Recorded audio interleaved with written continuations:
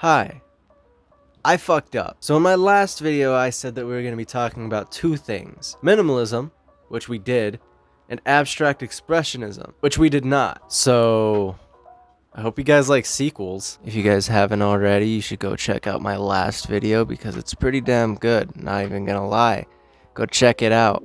It's up here.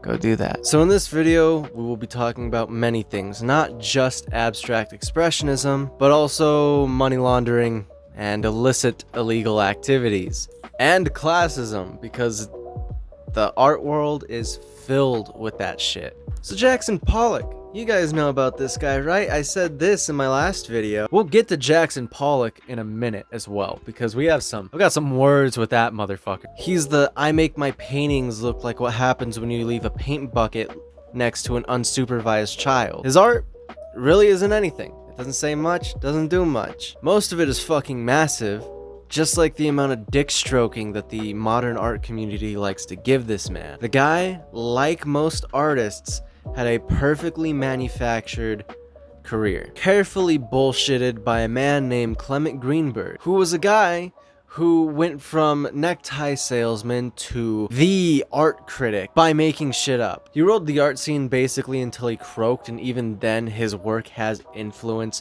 over all art critics. Like, everyone that does this shit follows his guide. It's ridiculous how much influence this one dude had by making shit up. The guy made Jackson Pollock, Mark Rothko, David Smith, Clifford Still, and Barnett Newman. And yes, those are the pieces of art that these distinguished, fine artists are known for. The main reason that these type of artists even exist is to feed a massive money laundering scheme, which is why you tend to not see any actual talent in the modern art scene in the first place. Most of the time, as a normal person, you are not even allowed to buy most of these pieces. Collectors will actively turn you away in favor of people who already have a well-established collection because, again, money laundering and classism. Even if you have the money, mind you.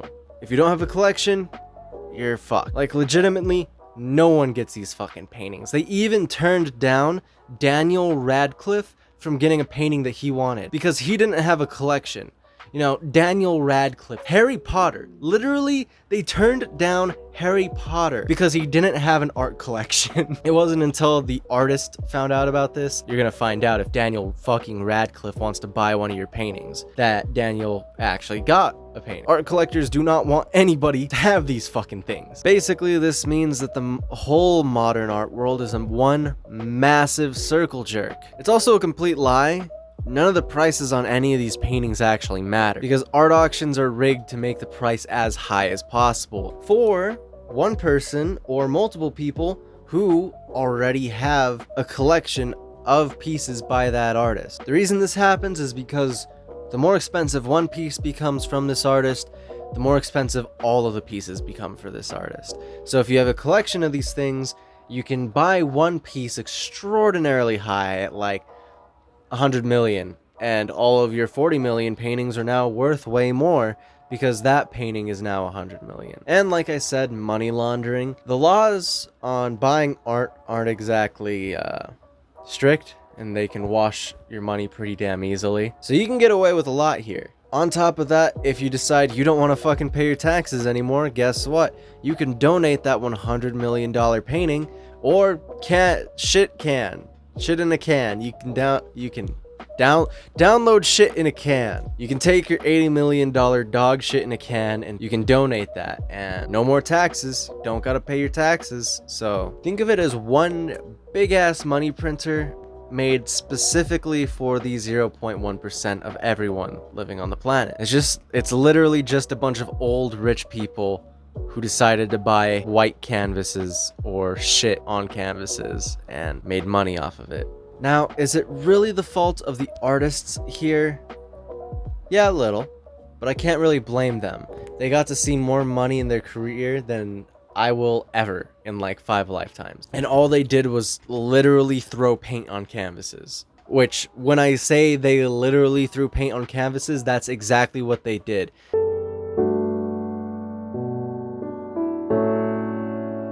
Jackson Pollock All he did to make any of his paintings was he put his fucking hand in a paint can and like threw it.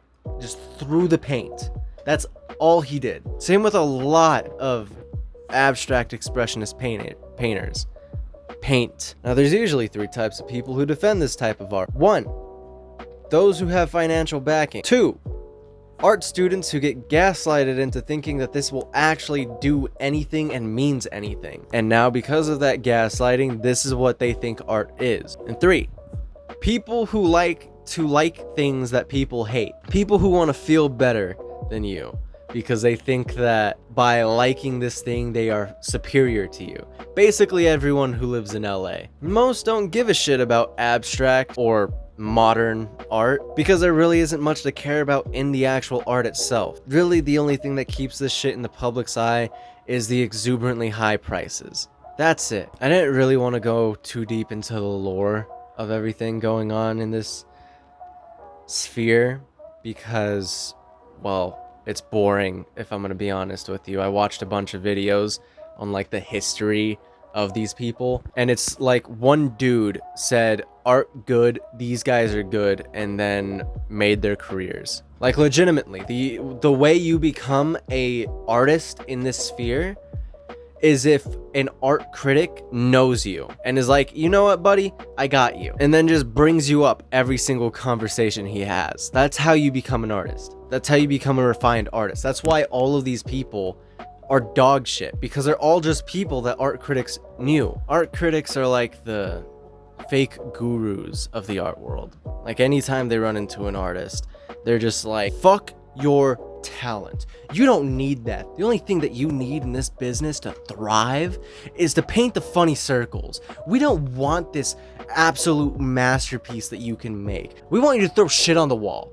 We want you to tape a banana to a wall, and then when someone buys it, you need to eat it in front of them. That's what we need from you. That's real art. That's what talent looks like. If you are not literally throwing paint on the floor every day at 4 a.m., you are wasting your fucking time. Can you imagine that's how they like they have like YouTube advertisements and shit like that? They're like, stop. Within the next 5 minutes, guys, I'm gonna teach you how to break the art system. If you're an artist, stay tuned. If not, go fuck yourself, kill your parents. I hate you, you're gross. Now guys, you have to stop drawing anime feet. It's not gonna pay the bills. You need to start drawing squares instead. Sell shit. You need to sell your feces in a can. That is how you do it. If not, you can go back to making furry porn because that's the only way you're gonna be paying your bills. Little fun fact for you guys. Did you know the vast majority of people who take commissions make most of their money off of furry porn? The art world is dying. The only way to make a living through commissions is furry porn. There's no other way to go about it. If you want to make a living being a freelance artist, hentai and furry porn. This is why I stopped that dream of becoming an illustrator. Fuck my life. The movement doesn't have much. Neither does any of the artwork that has happened in the past 80 years since this type of artwork has been fluctuating. So there really isn't much to talk about in general. And I think that's the key takeaway, is that these people, art critics and connoisseurs that enjoy this type of art and want it to be this avant-garde, thought-provoking work, they want you to feel angry. They want you to be mad. They want you to be upset, because you being upset means that it made you feel something, and therefore their opinion is objectively correct that this art piece has meaning, and its meaning is to upset you. Luckily, the modern art world is fucking dying because I think people are starting to realize, hey, maybe spending above even $3,000 on a piece like this is kind of a scam. And you would think people would catch on a lot faster.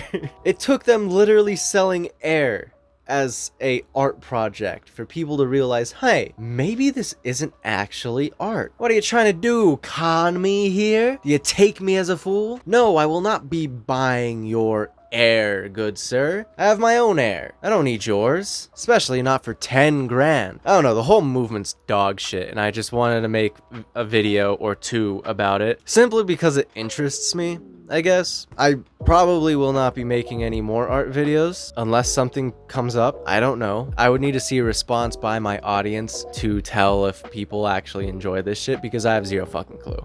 I mean, my last video got a couple likes and stuff. That was cool. I got a lot of comments on that one. Half of them were me. Go follow me on Twitter, Instagram. I got a Discord now. The Discord's open. It's available. Go check it out.